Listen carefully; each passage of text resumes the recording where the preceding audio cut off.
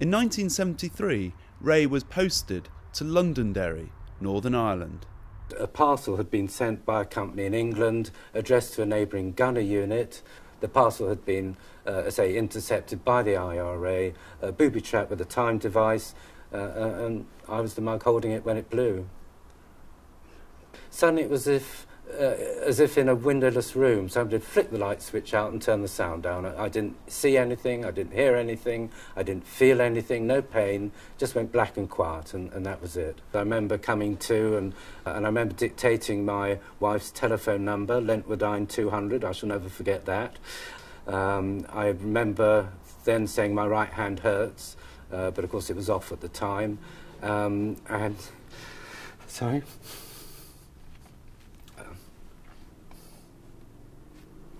And then I remember hearing the siren of the ambulance as we went off to hospital. It blew my right eye out completely.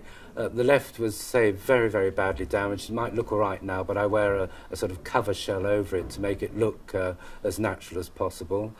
I've suffered fairly serious hearing loss to both ears. They're both perforated. I wear 2 hearing aids.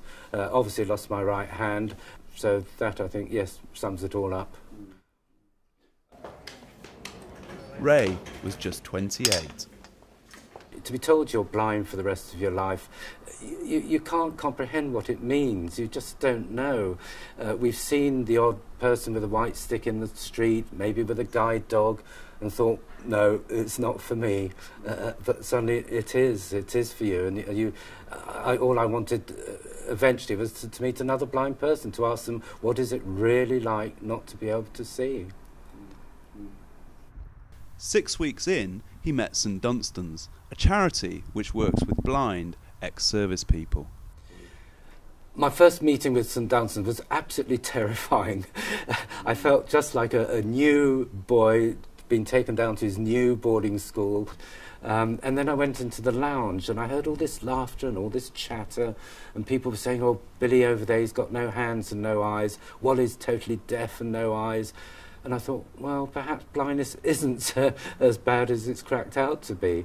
And actually, that really was when the light began to shine at the end of the tunnel for me. It represented hope and reassurance. And I think, looking back, it took me 2 to 3 years not to accept the blindness, that was straight away, but to learn to live instinctively as a totally blind person. It means everything in the world to be as, say, normal as anyone else, to be able to go out and earn a living and support your family.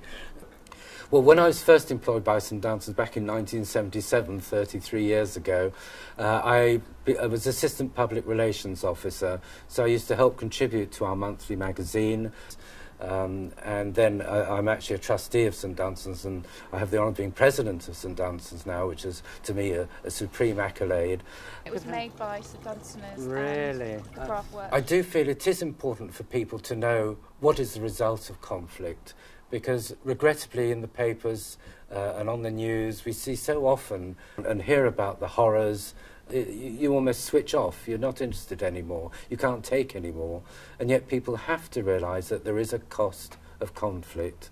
And so that's why I have no compunction in talking about it.